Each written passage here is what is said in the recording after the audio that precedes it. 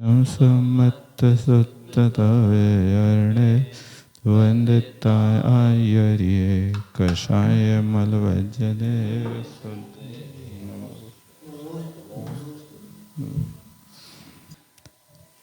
धम्मोदया विशुद्धो धर्मा दया विशुद्धा निर्मला, दया से विशुद्ध। यो दयाम कुर्वन्नपि, जो दया को करता हुआ भी यदि चर्म जल पिबती, चमड़े में रखे हुए पानी का सेवन करता है, अजिन तैलम आस्वादयति, चमड़े में रखे कुतोपादि के तेल को सेवन कर लेता है, कुतुघृतम भुंक्ते, उसी चमड़े के पीका आदि में रखे हुए घी को सेवन कर लेता है। भूतनासना मत्ती, भांग को जो खाता है तो दया नहीं करता। देखो अच्छा नाम दिया भूतनाशनी भांग को। कुतुब अजिन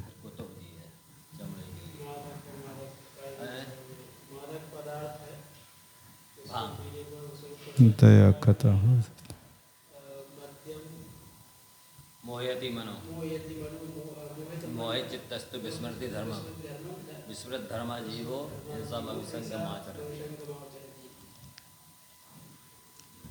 भूतनाशना मत्ती, अच्छा नाम रखा है ना भूतनाशना।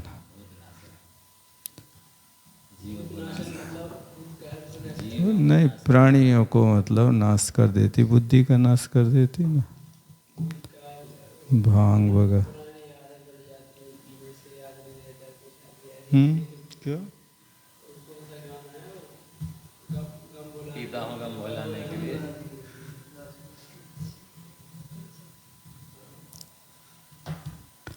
गम क्या बेहोश हो जाते लोग को, खबर ही नहीं रहती किससे क्या होगा।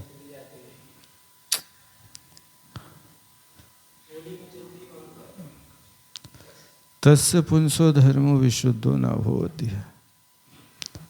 ऐसे चमड़े में रखे हुए घी तेल आदि का सेवन करता है, भांग सेवन करता है, उसके परिणाम विशुद्ध नहीं होते हैं।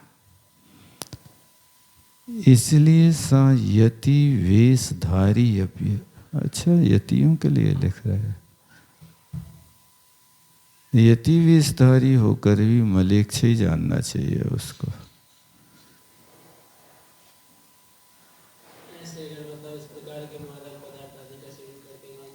अब ऐसे कोई साधु थोड़ी, अब वो साधु लोग, वे लोग तो करते हैं भांग सेवन करते हैं, गांजा पीते हैं। नांगा है साधु का वेश धारण की, लेकिन ये सब चीजें उसको भी यति वेश कहेंगे क्या? साधु का वेश तो है, यति नहीं कह सकते। साधु वेश है। यम धातु से यति मिलेगा। यति प्रयत्न से मलेच्छ जानना चाहिए। प्रवज्या सर्व संग परित्यक्ता होती है, सर्व परिग्रह से रहित दीक्षा होती है। जो दंडम करे करोति, जो व्यक्ति हाथ में डंडा रखता है, कंबल को ओढ़ता है, संघ कर नारी स्पष्टम, शूद्र नारी को स्पर्श कर लेता है। सही है ना? शूद्र हाथी के हाथ का अन्नम असनाती, भोजन मतलब बेस्या वगैरह।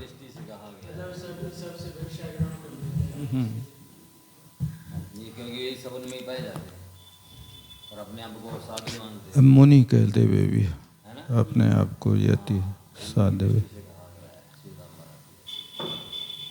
डंडा लेते, कंबल भी ओढ़ते।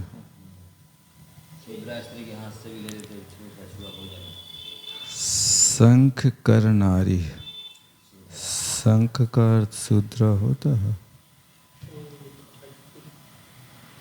स्पृष्टम अन्नम वश्नाति स कथम प्रवज्यवान, वह दीक्षावान कैसे हो सकता है। देवो व्यवगत मोह, देव क्या है, जिसका मोह समाप्त हो गया वो देव। या देवो अर्धांगे वनितम ददाति, जिस देव ने अपना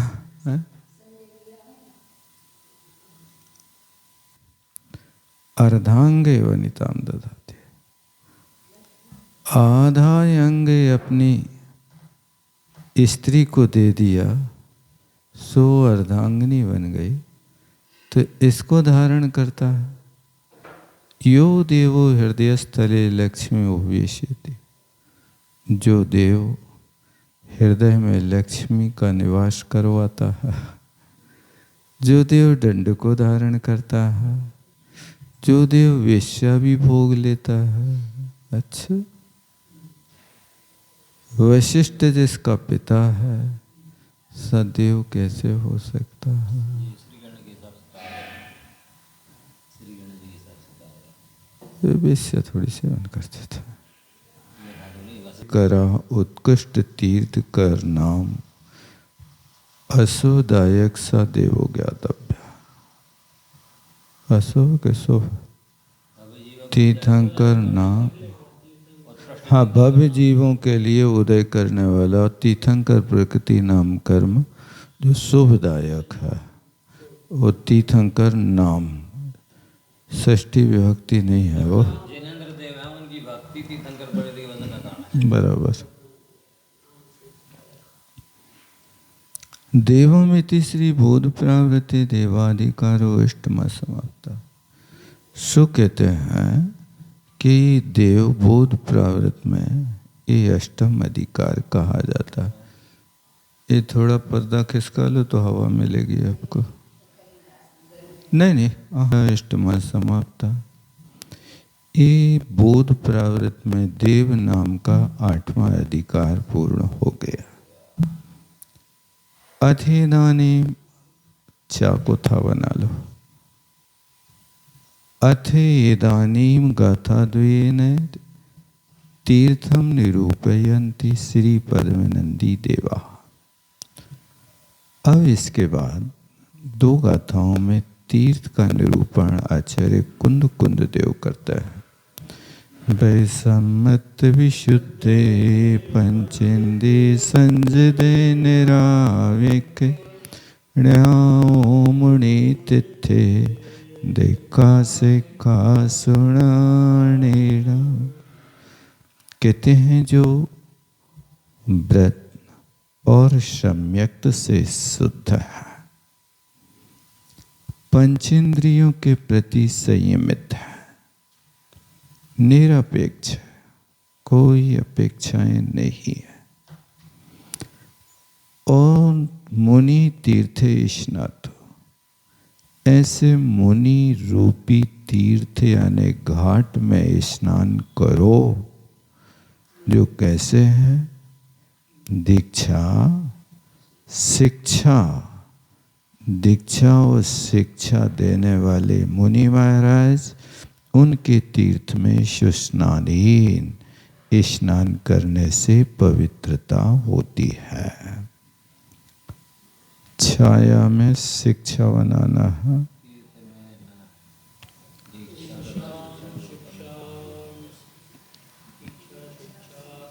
क्या नहीं आया। व्रत ही अहिंसा सत्ता अस्तेय ब्रह्म अपरिग्रह लक्षण जिसका, इसको व्रत कहते हैं।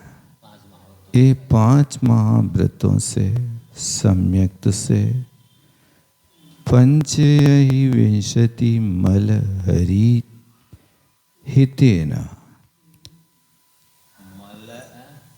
अधिक होता तो पंच अधिक, विंशति माने 25 दोषों से रहित है। यही मैं कह रहा हूँ महाराज से, वहाँ पंच अधिक ये पंचविंशति चाहिए ना अपन को, माने 5 व्रतों के 25 जो भावनाएं हैं उन भावनाओं को पालन करना और जो अतिचार है उनका त्याग करना।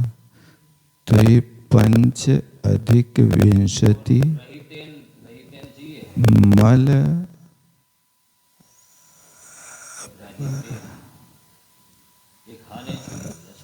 मल रही,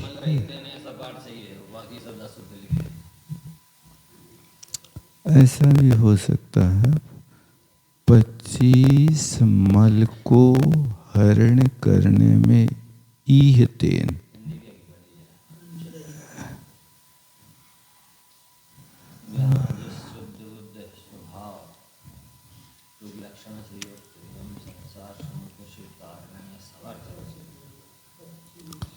वो 25 दोष बना रहे हैं अभी। इन सम्यक्त के जो 25 दोष हैं उनको से रहित, 25 मलों से रहित तत्वार्थ श्रद्धान करना सम्यक दर्शन है।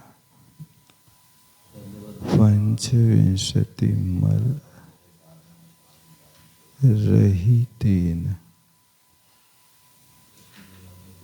पाठ थोड़ा सा खटक रहा है, क्या होना चाहिए इसको? तत्वार्थ श्रद्धान है लक्षण जिसका, यानी सम्यक दर्शन 25 दोषों से रहित होना चाहिए, वो सम्यक्त की विशुद्धि है। और 5 महाव्रत निर्दोष होना चाहिए, वो व्रत की शुद्धि है। विशुद्धे विशेषण निर्मले, विशुद्ध का अर्थ विशेष रूप से निर्मल, चर्म जलादि आस्वादन रहित, मतलब इसका उस जमाने में बहुत प्रचलन होगा कि चमड़े की वस्तु में घी, तेल, पानी आदि रखते होंगे, इसलिए बार बार इसके लिए प्रेरणा दे रहे हैं, इससे रहित होना चाहिए। रहित तया कश्मलित, निर्दोष तीर्थ में अकस्मल निकालना। ऐसे पंचेंद्री संयते, पंचेंद्री संयत, पंचेंद्रियाणि स्पर्शन रस ग्रहण चक्षु श्रोत्र लक्षणानि। यहाँ आ जाओ। अच्छा,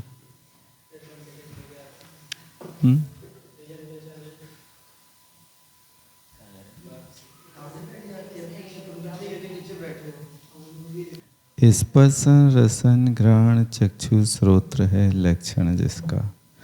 ऐसे संयतानी, संयत से बद्ध है, जो स्पर्श रस गंध वर्ण शब्द है लक्षण जिसका।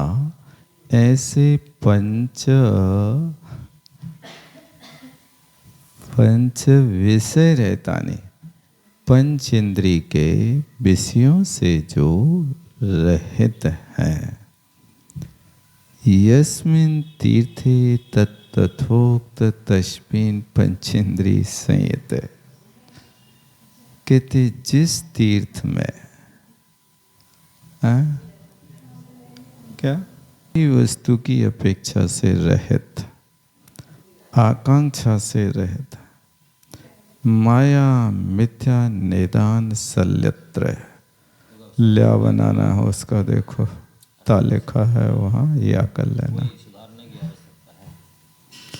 3 सल से रहित, उसमें स्नानम करो तो स्नान करो, अष्टकर्म मल कलंक प्रक्षालनम करो तु इत्यर्था। अर्थात स्नान का अर्थ क्या है? अष्टकर्म रूपी जो मल है उस मल कलंक का प्रक्षालन करो। केवल ज्ञानादि अनंत चतुष्टय से, चतुष्टय में ठा लिखा है, टा की जरूरत है,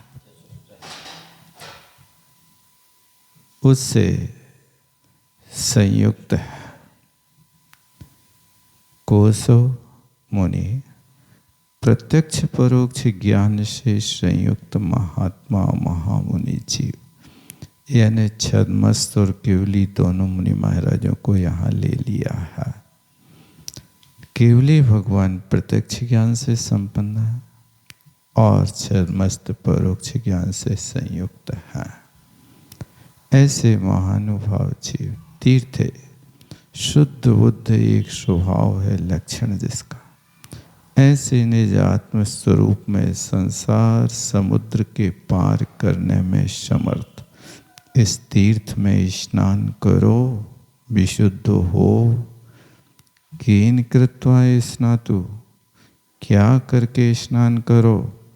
दीक्षा पंच महाव्रत, 5 समिति, पंचेंद्री, रोध, लोच, षड आवश्यक क्रियादयो, 28 मूल गुणा, उत्तम क्षमा, मार्दवार जो, शुद्ध शौ, संयम, तपस, त्यागा, किंचन्य, ब्रह्मचर्याणि, 10 लाक्षणिको धर्म। लक्षिकों का अर्थ लाक्षणिका होना चाहिए, 10 लक्षण वाला। आदेश को वृद्धि हो जाएगी। ठक प्रत्यय हुआ ना, लाक्षणिका। ऐसे 18,000 शील, 84 लाख गुण, दो उत्तर हैं। 18,000 शील भी है और 84 लाख उत्तर गुण। 13 विध चारित्रम, 12 विध तपस्चेति, सकल संपूर्ण दीक्षा भवती। ये संपूर्ण दीक्षा यहाँ हुआ करती है। इतना पालन करना, 5 महाव्रत, 5 समिति, 5 इंद्रिय रोध और लोच आदि 7 शेष गुण, षडावश्यक आदि क्रियाएं, ये 28 मूल गुण, 10 धर्म, फिर 10 धर्म के 18,000 शील, 84 लाख उत्तर गुण, ये सारे के सारे उत्तर गुण। 13 प्रकार चारित्र है। ऐसे संपूर्ण दीक्षा होती है। ठीक है। स्त्री प्रसंग वर्जनम, स्त्री संगति का त्याग करना, 12 अनुप्रेक्षा का चिंतन करना और शिक्षा, जिन नाथ की शिक्षा का अनुचिंतन करना। ऐसे इसमें सुस्नान, कर्म किट्टीकरण, किट्टी निर्लेपन लक्षणेना, यानी कर्म रूपी कृष्टि से रहित है लक्षण जैसा, ऐसे तीर्थ में स्नान करो। अब फिर इसके बाद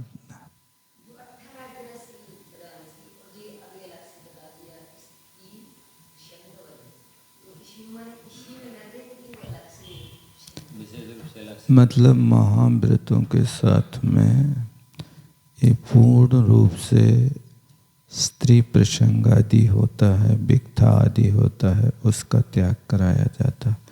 7वें गुण स्थान में तो कुछ होता नहीं।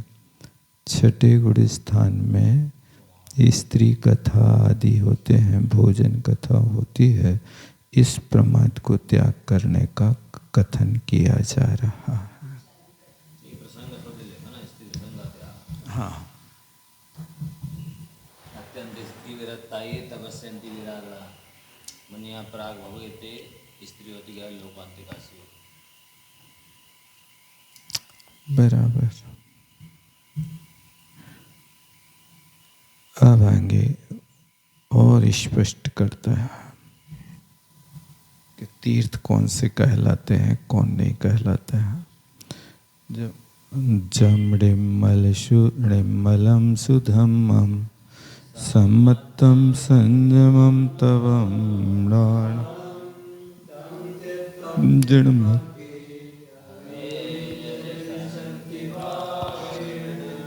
तो कहते हैं जब निर्मलम शुद्धम, जो निर्मल निरतिचार सुधर्म रत्नत्रय रूपी धर्म को, सम्यक्त को, संयम को, तप को और ज्ञान को धारण करते हैं, उसी का नाम तीर्थ है। जिन मग्गे, जिन मार्ग में, उसी को तीर्थ कहा जाता है।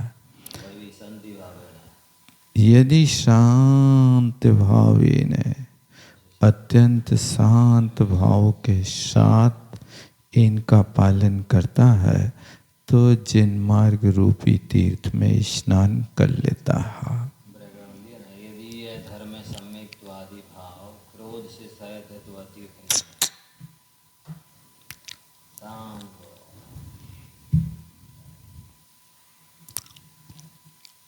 क्रोध नहीं। इन सब चीजों का निर्दोष पालन करना बहुत कठिन काम है। कली काल में भौतिकता की चकाचौंध,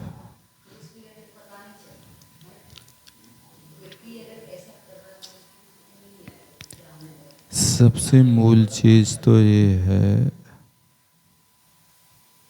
कि अपने किए दोष स्वयं दोष दिखाई नहीं देते। कोई दूसरा थोड़ा भी करता है तो दोष दिखाई देते, तुम ऐसा नहीं कर सकते।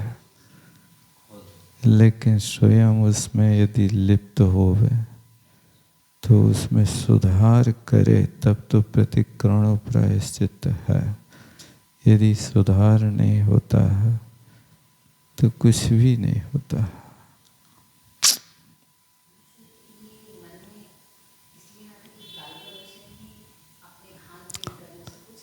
देखो,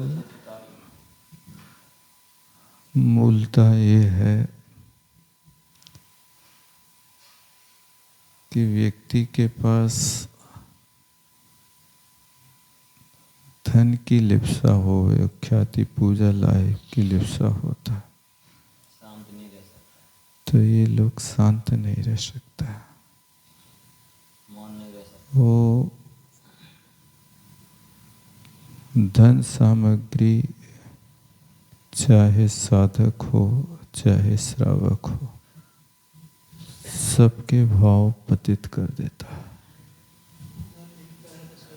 वो स्थिर नहीं रह सकता।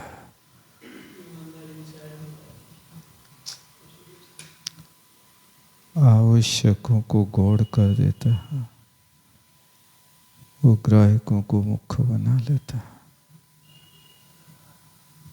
बहुत कठिन है विशुद्धि संपन्न आचार्य जैसे परमात्मा को पाना। दुर्लभ दर्शन होते हैं। वो युक्ति बिल्कुल चरितार्थ होती थी उनके साथ। कई ऐसे संतों का दर्शन निरीह वृत्ति है, कुछ जरूरत नहीं।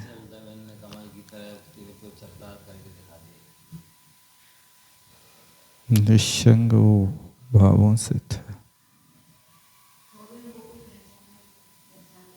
कोई शिकायत नहीं थी उनकी तरफ से।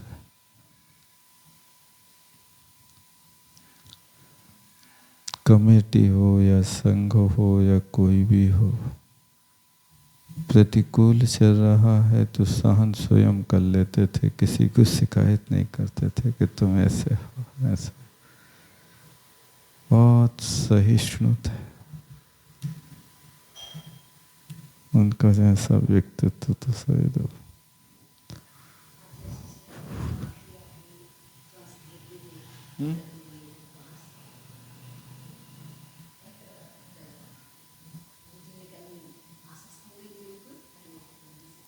तो शिष्यों के प्रति भी निरीह वृत्ति थी।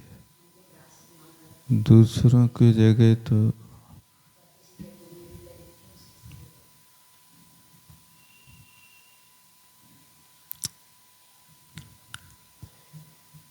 सैकड़ों ब्रह्मचारी लोग श्रीफल चढ़ा रहे, लेकिन जो उनके मन भरा उसी का श्रीफल स्वीकार कर रहे हैं, हर किसी का नहीं। चाहे कितनी भी दीक्षा हुई हो, 200 ब्रह्मचारी कहाँ से आ जाते दीक्षा के काल। उनकी दृष्टि में चढ़ गया है चढ़ गया, उतर गया तो उतर गया। और कोई कुछ भी संदर्भ देवे अब उसके साथ कोई समझौता नहीं होगा। और उनको ये भी नहीं लगता था कि इनको बुरा लग जाएगा। और व्यक्ति कितना रूठ के जाए तो भी उनके चरणों में आता था दोबारा। कितना भी रूठ जाए कोई, उनका काम नहीं हुआ तो सोच के चला गया कि चलो हम आएंगे नहीं यहाँ पर। अब वो चला गया रूठ के, संकल्प करके जाके दूसरी जगह दीक्षा ले ली। दीक्षा लेके फिर उन्हीं के चरणों में आया। हम तो नहीं रह सकते आपके, ना मुझे अपना बना लो। ऐसे कई लोग हैं जो आकर के इस तरह लौट के फिर वापस आ गए और उनसे क्षमा याचना की आदेश दिया।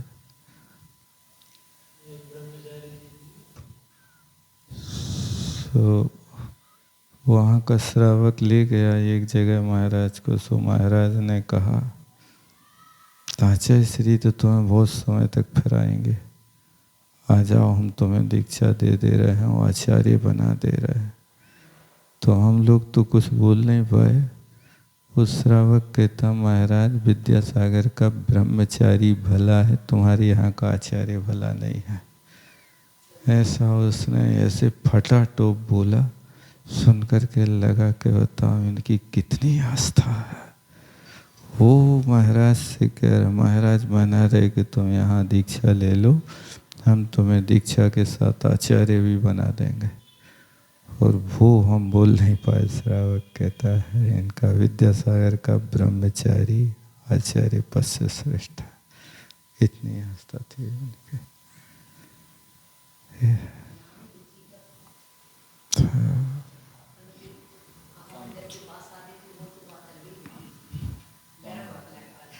हम्म